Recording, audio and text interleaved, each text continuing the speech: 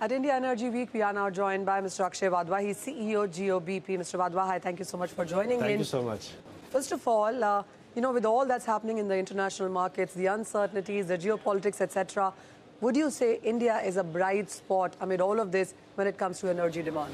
Yeah, definitely. I would say that from the demand perspective, it's a very interesting market because our per capita consumption is almost 1/3 of what the global consumption is. From that perspective, I think it's a growth market, which is actually evident if you look at the numbers, the recent statistic in terms of the MS, the petrol is growing at about 6%, diesel is growing about 2%. From that perspective, I think India is a bright spot, and that's how I think the fact that IEW is happening every year in India, and there are people across the globe coming and joining, that is evident that it's a growth market, and that's why everybody is looking at it.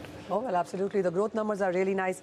How would you look at Jio-BP within the overall economics of energy in India?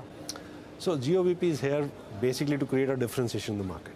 And I think today when we are sitting here in IEW, we're going to roll out our ActiveTechnology campaign, which is again talking about differentiation backed by science, not just a qualitative claims as such. Sure. So what we are basically doing, I think if you recall, we in the last 2024, when we went into the market, 25, when we went to the market, we actually quantified our claim for the diesel, where we claimed that we're going to get 4.5% additional, 4.3% additional mileage on the diesel, and what we are doing here is for petrol. So I think the theme Jio-BP has is how do we differentiate in the market. Therefore, we have 100% of outlets are automated. We have deployed AI at our outlets. So for example, sitting in my office, actually I can see that the salesman is not even wearing the uniform or wearing a cap. I can actually get a flag. So, I mean, we are doing all those differentiated, be it product, be it service, or the experience at the outlets, or be it in the terms of the energy which we are delivering, be it liquid fuels, gaseous fuels, or even the electric mobility. So we are plugging in all those gaps to make sure that we give a differentiated experience to our customer, and that's how we are redefining the complete mobility space. Therefore, we don't say that we sell petrol or diesel. We actually provide the mobility solutions to our customer, and that's how our theme is by 2035, we want to be the largest player in the low carbon energy fuel. So that's what we are doing it. So you mentioned various energies there, and let me come to it, each one, and break it down like that. You said HSD claim of 4.8%. You also have said 100 kilometers in petrol. Do you think the numbers from here would grow, and what is the kind of growth that we have seen? So currently, if you look at the market exit of December, market is growing, MS is about 6%. We are growing at 30%. Okay. Right? HSD in the market is growing at 3%. We are growing at 28%. So growth, I think consumer is adopting it. We have a limited network today, so therefore probably some of the markets consumer does not get to experience our brand. But I think as we are expanding, consumer will get more chances to experience me as a brand, and therefore they are actually realizing the value. They are seeing how the service is different. They are seeing how their mileages are different. So I think what we are doing is we are not selling the plain vanilla diesel or petrol, normal diesel or petrol. We are selling additized, and these additives are actually being taken from BP's 100 years of experience in the international market, and we're bringing in that additive. But mind you, these additives are global, but the entire testing have been done in Indian condition. Okay. The vehicle is Indian, the roads are Indian, the fuels are Indian. So therefore, entire experience creation, the curation of the product has been done in Indian market. So therefore, from that perspective, we are differentiating from the technology standpoint, from the fuel per se, the product standpoint, the services, and the diversity of energy which we offer to our consumer for mobility. So that's how it is exactly there. So when you talk about active technology, in simpler words, how would you educate a consumer about it? On why should a consumer go for it? So it is simple that today you fuel normal petrol. What we are doing is we are adding additives. What happens when the fuel actually burns in the engine? It creates carbon. The way we burn a piece of paper, right? It creates a carbon. हमारे घर के gas के चूल्हों के ऊपर you see that those carbon, right? It's similar carbon comes there. So what we do is this additive actually keeps the engine clean. So if the engine is clean, what happens is the combustion is better, the efficiency is better. So consumer gets more mileage per liter. One, the maintenance cost goes down because your engine is clean. That happens. The reliability of engine improves because you know that you are maintaining your engine well. And therefore, these are some of the things which happens in the engine which adds a lot of value to the consumer. So that's a plain vanilla thing, that if you want to take care of your engine, you love your engine, probably you should use the advertised petrol or the empowered petrol, which helps you to keep your engine clean. And what is the price point to it now? Because that is something that the Indian consumer is very sensitive about. That's where we picked up. What we are saying is we want to democratize the efficient fuels in the country, and therefore we sell these advertised petrol at no extra cost. It's sold at the same price as a normal fuel. What we want is we want consumer to actually experience it. If you, in terms of efficiency, like the pickup, the efficiency, the cleanliness. So therefore, we don't want them to deprive them of such efficient fuel. So therefore, we are offering at the same cost. How are you also looking at the global energy transition, and do you see a part of that happen in Indian markets as well? And as you said, you're looking at mobility, you're not looking at just one part of energy right now. Yes, so I think transition is happening. It's a fact. Let's look at the summer statistics. April, December, if you look at the total cars which have been sold in the country, about 2.5% were the EVs, about 6.5% were gaseous, the CNG vehicles. Balance 90 were petrol or diesel. Out of those 90, about 80% was petrol and 10% balance was the diesel.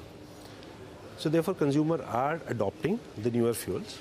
Therefore, what our theme is that we want to give them any energy, irrespective of the powertrain they operate on. We will give them the energy. So therefore, what we have done is, we have done 2-3 broad things. Each of our outlets, probably based on the space available, should have multi-fuels available, so that consumer can just walk in and consume it.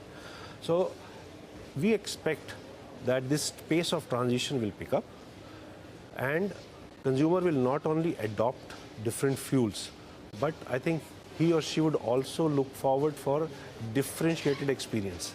Because if I am driving electric vehicles, I need to go to the outlet, spend half an hour. I should have something to engage. So I have a wild bean cafe there. Consumer can just have a sip of coffee, and by the time his or her car is charged, and he can just move on. So that's how we are adopting it very clearly, and therefore very clearly we are saying, let's reimagine the mobility. Let's not look at the traditional way, because that's what the future lies for. Sure. The other buzzwords really have been about digitization and AI. How have you seen that make inroads into what you do? I think very interesting. I feel the fuel is a category which is a grudge purchase for the consumer. So our effort is, how do I delight the consumer whenever he or she walks into my outlet? Can I identify a consumer when he or she walks into it, and I know what is his or her behavior? I know if he's always asked for the tank full, can I give her the same tank full always? Or if he or she walks in and needs a particular blend of coffee, can I give that? So I think what we are beautifully working on is, how do we deploy AI in our fuel operations? So what we are already started working on it. For example, today my complete attendance of the boys and girls at the outlet happens through AI.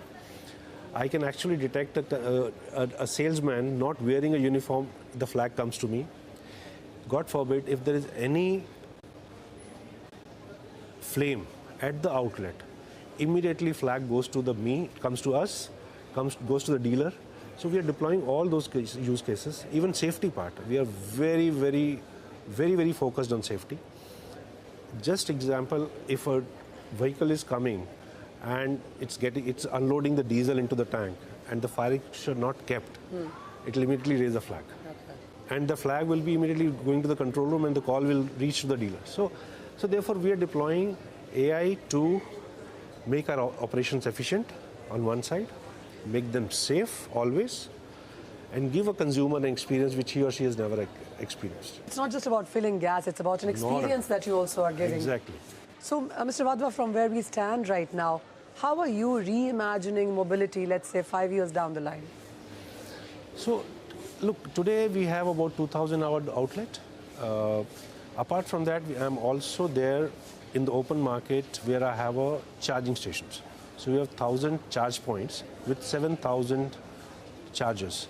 Today I am the largest fast charging player in the market, which ensures uptime of more than 95%. which nobody can offer. So that means I don't want consumer locates a charging station and comes and sees the station is down, right? So therefore, I strongly feel the liquid fuels are here to stay, at least for next 5 years. Definitely, when you talked about 5 years, gaseous fuel will pick up space.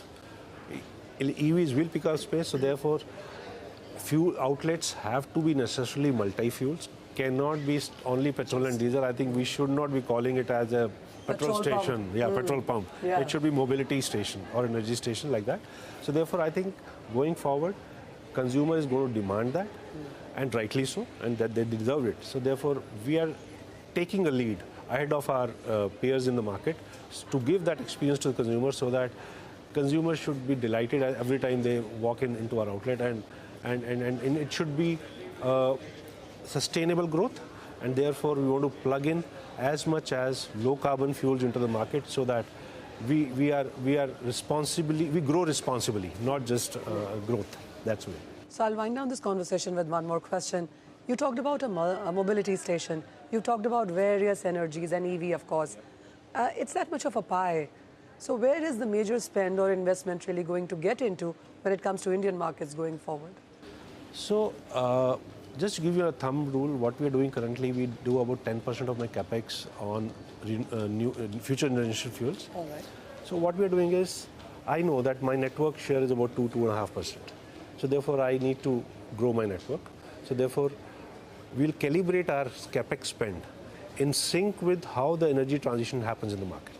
So therefore, we have absolutely tracking how much where do I sell, what do I sell, and accordingly we are calibrating our capex spend. I feel that probably this 10% would become about 20% for next year, and then we'll ramp it up as consumer adopts new generation fuels, and probably that's the way it is. I mean, we want every rupee to be spent, there should be return on it, right? So, well, so that's where it is. Mr. Wadhwa, thank you so much for joining. Thank you so much, Manisha. It was nice.